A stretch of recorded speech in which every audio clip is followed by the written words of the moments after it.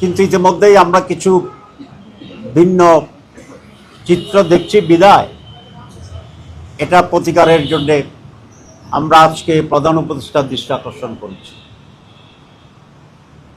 আপনারা জানেন যে নমিনেশন বাছাইয়ের পর্ব চলছে ইলেকশন কমিশনে, এবং সেখানে একই নিয়মে বিভিন্ন জায়গায় কাকে উপযুক্ত মনে করেছে প্রার্থীকে ওকে করে দিয়েছে, আবার একই রকম কেসে কাউকে বাতিল করেছে। এখানে দুটি প্রধান সাবজেক্ট ছিল কারো নমিনেশন বৈধ কিংবা অবৈধ এটা বিবেচনার জন্য। গ্রস একটা হচ্ছে ঋণ খেলাপি, আর একটা হচ্ছে দ্বৈত নাগরিকত্ব। ঋণ খেলাপির ব্যাপারে তো এটা স্পষ্ট সবসময় এটা ছিল, কিন্তু কিছু কিছু জায়গায় আমরা ইলেকশন কমিশনের একটু ভিন্নতা দেখতে পাচ্ছি। আর দ্বৈত নাগরিকত্বের ব্যাপারেও প্রাথমিক বাছাই একই ধরনের জায়গায় কাউকে বৈধ করছে, কাউকে অবৈধ করছে, এটা হিয়ারিং চলছে।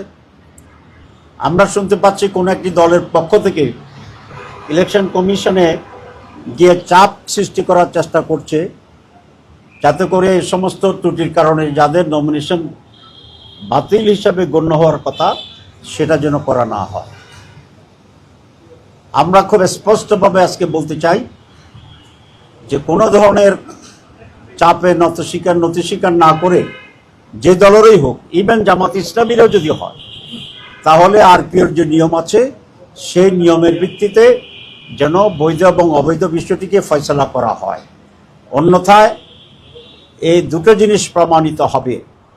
এক হচ্ছে ইলেকশন কমিশনার দুর্বল, তাদের পক্ষে ইলেকশন করার শেষ পর্যন্ত নিয়ে যাওয়া যাবে কিনা একটা সন্দেহের অবকাশ থাকবে, অথবা এই নির্বাচন কমিশন কোন একটি পার্টিকুলার দলের প্রতি পক্ষপাতিত্ব করছে। এই ধরনের আচরণ যদি অব্যাহত থাকে তাহলে সুষ্ঠু নির্বাচনের ব্যাপারে জনগণের ভিতরে সংশয় এবং হতাশা দেখা দিতে পারে। আমরা আরেকটি কথা বলেছি, গত 2-3 সপ্তাহ ধরে কোন একটি দলের প্রধানকে নিয়ে যে বাড়াবাড়ি করছে গভর্নমেন্ট, অতিরিক্ত সিকিউরিটি দেওয়া, অতিরিক্ত প্রটোকল দেওয়া, এই সব কিছু মিলে তারা নির্বাচনী মাঠে যে সমতল ভূমিকার প্রশ্ন আসছে সেটিকে সুস্পষ্ট লঙ্ঘন করছে। আমরা বলেছি কাউকে অধিকতর সিকিউরিটি কিংবা অধিকতর প্রটোকল দিলে আমাদের কোনো আপত্তি নেই, কিন্তু একটি অন্যতম প্রধান দল হিসাবে সমভাবে বাংলাদেশ জামাত ইসলামীর মহতারাম আমিরকে, প্রধানকে সম আচরণ দিতে হবে। যদি এটার ব্যর্থ হয় তাহলে জাতি পক্ষপাতমূলক অপরাধের দোষে এই ইলেকশন কমিশনকে দোষী হিসাবে সাব্যস্ত করবে এবং লেভেল প্লেইং ফিল্ড এখানে বিনষ্ট হবে। আমরা আরেকটা বিষয়ে দৃষ্টি আকর্ষণ করছি, বিভিন্ন জায়গায় ফিল্ড লেভেলে কোনো কোনো এসপি এবং ডিসি যারা রিটার্নিং অফিসার, তাদের আচরণে পক্ষপাতদুষ্ট একটা ভূমিকাকে আমরা লক্ষ্য করছি। আমরা তাদের তালিকা করেছি, আরও আমরা এটা অবজার্ভ করতে থাকব। এরকম ব্যক্তিদেরকে চিহ্নিত করে আমরা ইলেকশন কমিশনকে মৌখিকভাবে বলেছি, আমরা লিখিত দেইনি, এখনও আমরা একটা অবজার্ভ করছি। সে বিষয়টি আজকে প্রধান উপদেষ্টাকে আমরা অবহিত করেছি। যদি ইলেকশন কমিশন যথাযথ ভূমিকা না নেয় তাহলে যেন চিফ অ্যাডভাইজার সেখানে হস্তক্ষেপ করেন, কারণ আমরা দৃঢ়ভাবে বিশ্বাস করি চিফ অ্যাডভাইজার ব্যক্তিগতভাবে একটি অবাধ সুষ্ঠু নির্বাচন চান, যদিও তার চতুর্পাশে অ্যাডভাইজারদের মাঝে কেউ আছে যারা তাকে বিভ্রান্ত করার চেষ্টা করছেন। আমরা সেটাও তার দৃষ্টি আকর্ষণ করেছি এবং বিষয়টি গুরুত্বের সাথে বিবেচনা করার জন্য চেষ্টা করেছি। আপনারা জানেন যে আমরা দীর্ঘদিন ধরে ভোট কেন্দ্রের সিসি ক্যামেরা নিয়োগের জন্য আমরা দাবি জানিয়ে আসছিলাম। আজকে চিফ অ্যাডভাইজার আমাদেরকে আশ্বস্ত করেছেন, সম্ভবত আজকে অথবা গতকাল মন্ত্রিপরিষদ মিটিংয়ে সিসি ক্যামেরা সেট আপ করার জন্য ওনারা সিদ্ধান্ত নিয়েছেন এবং সেই জন্য পর্যাপ্ত অর্থ বরাদ্দ করেছেন। সুতরাং সেই জন্য যদি এটা বাস্তবায়ন হয় তাহলে আমরা মনে করি একটা উল্লেখযোগ্য কাজ তারা করলেন, এবং সেই জন্য আমরা অ্যাডভান্স চিফ অ্যাডভাইজারকে ধন্যবাদ দিয়েছি। সুতরাং ওনারা আমাদেরকে আশ্বস্ত করেছেন প্রতিটি কেন্দ্রে সিসি ক্যামেরা স্থাপিত হবে, এবং আমাদেরকে এটাও বলেছেন যে কোনো কেন্দ্রে মিস হয় কিনা সেটা আপনাদের সাংগঠনিক চ্যানেলে আপনারা লুক আফটার করবেন এবং আমাদেরকে অবহিত করবেন। একটি প্রশ্ন আসছিল এবং নানা জায়গা থেকে প্রশ্ন আসছিল যে ভোটের দিন ভোট কেন্দ্রের ভিতরে আর্মিদেরকে ডিপ্লয় করা হবে কিনা। আমরা বলেছি শুধু আর্মি নয়, পুলিশ, র্যাব, আনসার কাউকেই ভোট কেন্দ্রের ভিতরে প্রবেশের অধিকার দেওয়া ঠিক হবে না, কারণ এটা প্রাইভেসিতে এফেক্ট করবে এবং ভোটারদের ভিতরে এক ধরনের ভয় ভীতি তৈরি হতে পারে। চিফ অ্যাডভাইজার এবং তাদের সেখানে উল্লেখযোগ্য কোনো কাজ নাই, তাদের কাজ হচ্ছে আইন শৃঙ্খলা পরিস্থিতি ট্যাকেল করা, এবং সেটা বুথে বাইরে থেকে তাদেরকে করতে হবে। চিফ অ্যাডভাইজার আমাদেরকে আশ্বস্ত করেছেন যে এটা হবে না। আমরা মাঝখানে শুনেছিলাম এরকম একটি বিষয় ঘটতে যাচ্ছে, সেই জন্য আমরা গুরুত্বের সাথে এটা তার দৃষ্টিতে এনেছি, এবং উনি বলেছেন না এটা হবে না, উনি আমাদেরকে আশ্বস্ত করেছেন। আমরা বলেছি যে ইলেকশনের সময় শুধুমাত্র কাছাকাছি সময়ে গিয়ে লেভেল প্লেইং ফিল্ডের বিষয়টি বিবেচনা করলে চলবে না।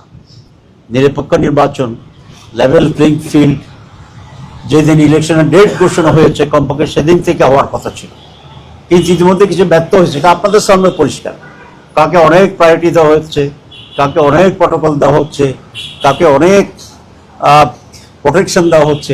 আমাদের এতে কোনো খুব আপত্তি নেই, কিন্তু আমাদের কথা হচ্ছে যেহেতু we are the contesting political party, সুতরাং ওইদিকে আর যা করবেন এদিকেও তাই করতে হবে, সমতা বজায় রাখতে হবে। তো উনি আমাদের কাছে বিশ্বের সাথে বলেছেন যে আমি তো এটা আগেই বলে দিয়েছি, হয়নি কেন।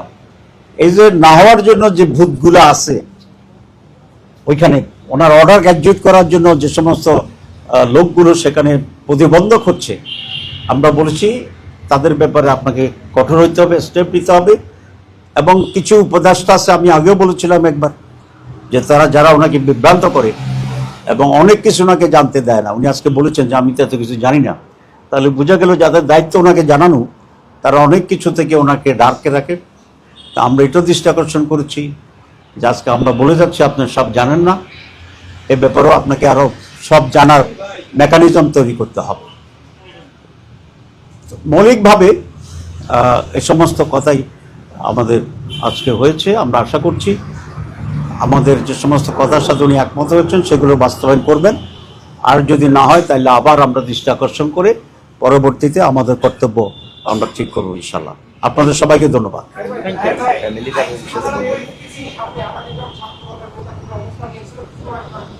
জি,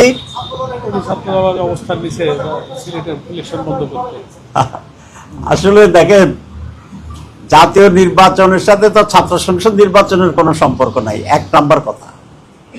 দুই নম্বর কথা হচ্ছে ইলেকশন কমিশনের প্রধান কাজ হচ্ছে জাতীয় নির্বাচন, স্থানীয় নির্বাচন করা।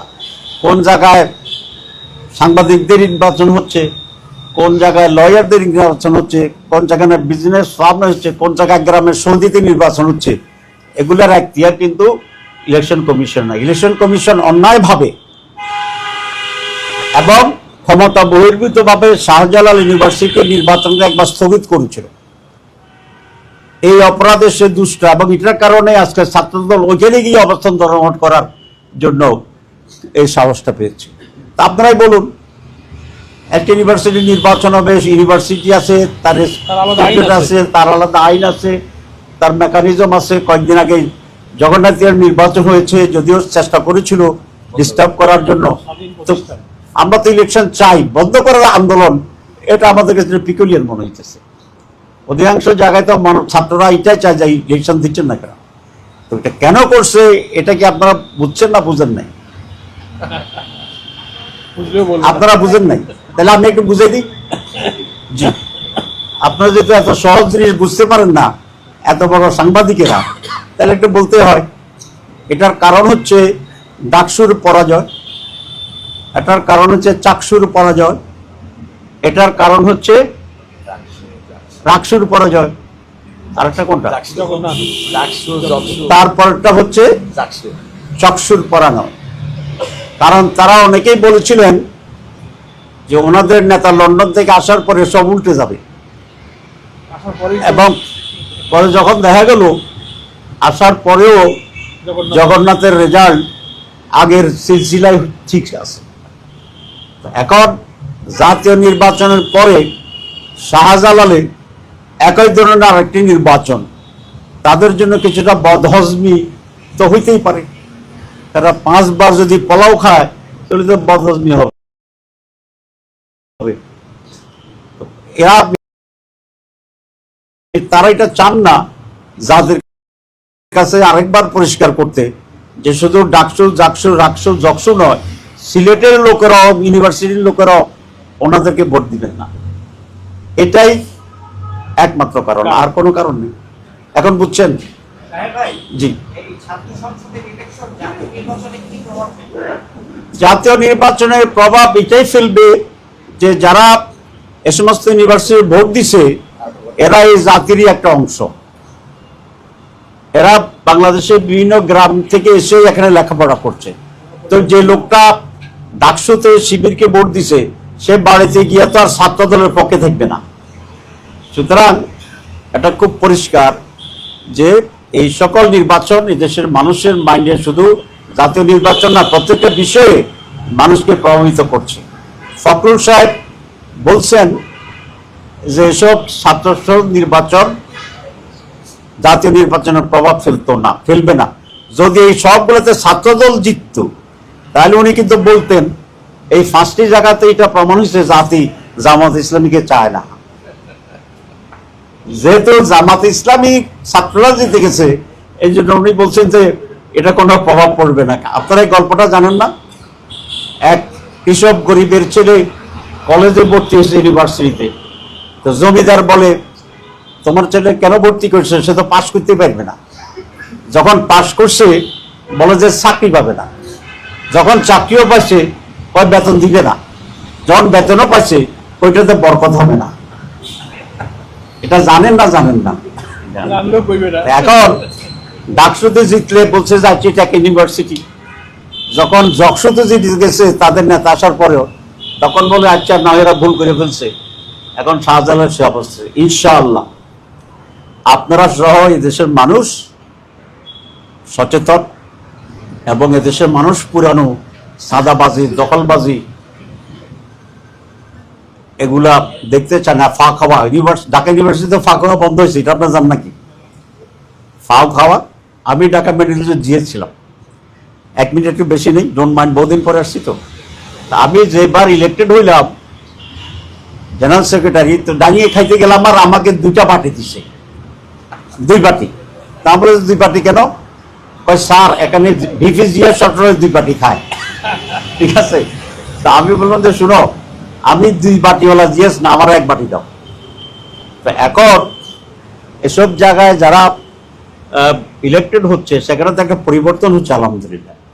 ঢাকা বিশ্ববিদ্যালয়ে যে পরিবর্তন সূচিত হয়েছে এই নির্বাচনের পরে পজিটিভ, জাতীয়ভাবে ইনশাল্লাহ আমরা যদি ম্যান্ডেট পাই পুরো বাংলাদেশে এরকম একটা পজিটিভ পরিবর্তন হবে। We have a lot of, একজন তো বলছেন আই হ্যাভ এ প্ল্যান, আর আমি বলতে চাই we have a lot of plan.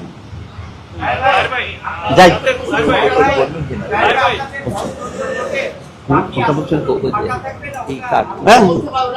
আমরা আরেকটা বিষয় একটু দৃষ্টি আকর্ষণ করছি। আমি আপনারা জানেন বিএনপির লোকেরা একজনের একটা কার্ড বিক্রি দিচ্ছে ভোটারদের কাছে গিয়ে গিয়ে, সেটা হচ্ছে ফ্যামিলি কার্ড আর কৃষক কার্ড করছে। তো আসলে এটা কোনো অথরিটির কিছু না, এটা একটা সুস্পষ্ট ধোঁকাবাজি। তো এখনই তারা নির্বাচনের আগেই ধোঁকাবাজি রাষ্ট্র নিচ্ছে মানুষকে বিভ্রান্ত করার জন্য।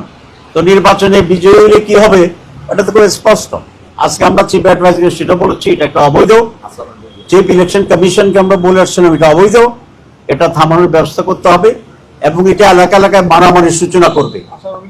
তো এবং আচরণবিধির লঙ্ঘন আমরা সেটা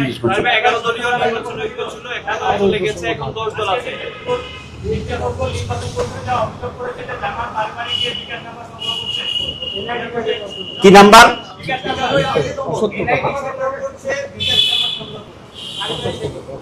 আচ্ছা, আমরা যে বিকাশ নম্বর বাড়ি বাড়ি যা করতেছি, ফখরুল ভাই কি আমাদের সাথে ছিল এটা দেখার জন্য? এগুলো একটা, যেটা আমরা ওনাদের ফ্যামিলি কার্ডের কথা বলছি, তোমাদের এটা তো বলতে হবে, তো বলো যে এটা বলছে, তবে এটা ভুয়া। 11 দলীয় নির্বাচন ছিল, একটা দল বের হয়ে গেছে, এখন 10 দল আছে। আপনাদের শুরু থেকে 11 দলীয় নির্বাচন ছিল, আপনাদের পক্ষ থেকে কারোর সঙ্গে দূরে যোগাযোগের সুযোগ আছে কিনা? কোনো দল আপনাদের সাথে যোগাযোগ করছে? আমাদের সাথে অনেকগুলা দল যোগাযোগ করছে আলহামদুলিল্লাহ, কিন্তু সিট দেওয়া তো কোনো উপায় নেই, যেহেতু নমিনেশন শেষ হয়ে গেছে। তা আমরা বলেছি সিট পাবে না, আসতে পারলে আসাও। এরকম অনেক দল আছে যারা আসতে চাচ্ছে ইনশাল্লাহ। আর আমাদের সাথে 11 দলই ছিল, ইসলামী আন্দোলন ছিল। এই ঐক্য গঠনের ক্ষেত্রে ইসলামী আন্দোলনের অনেক ভূমিকা ছিল, আমরা তাদের সেই ভূমিকাকে শ্রদ্ধার সাথে স্মরণ করি। টুকটাক টেকনিক্যাল ইস্যুতে তারা নিজেরা আলাদা নির্বাচন করার জন্য সিদ্ধান্ত নিয়েছেন, আমরা নির্বাচনে তাদের সফলতা কামনা করি। আরেকটা কথা আপনাদের বলতে চাই, আমরা ইসলামী আন্দোলনের সম্মানে তাদের যিনি নায়েবে আমির আছেন, তার আসনে আমরা কোনো ক্যান্ডিডেট না দেওয়ার সিদ্ধান্ত গ্রহণ করেছি। কারণ চরমনার যিনি পিসাব আমির, উনি নির্বাচন করবেন না। ওনাদের যে নায়েবে আমির আছে ফয়জুল করিম সাহেব, তো আমরা ফয়জুল করিম সাহেবের সাথে সৌজন্যতার জন্যে আমাদের ক্যান্ডিডেটকে আমরা উগ্র করব। কারণ আমরা তো জুটেছিলাম সেই কন্ট্রিবিউশনের একটা সৌজন্যতার জন্য। সবাইকে ধন্যবাদ।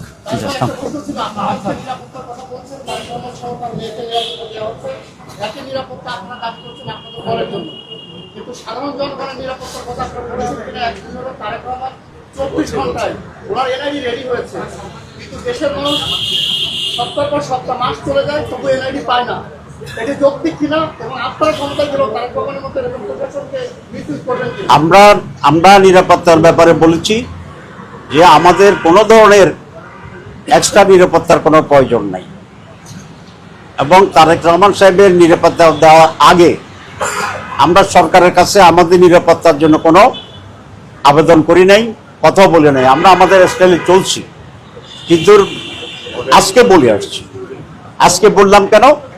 ভয়ে নয়, এটা জেনারেল পারসেপশনের কারণে। কারণ একজনের পিছনে যদি মোভা করে, মানুষ মনে করবে যে he is superior to another one, যেহেতু এটা নির্বাচনের সময়।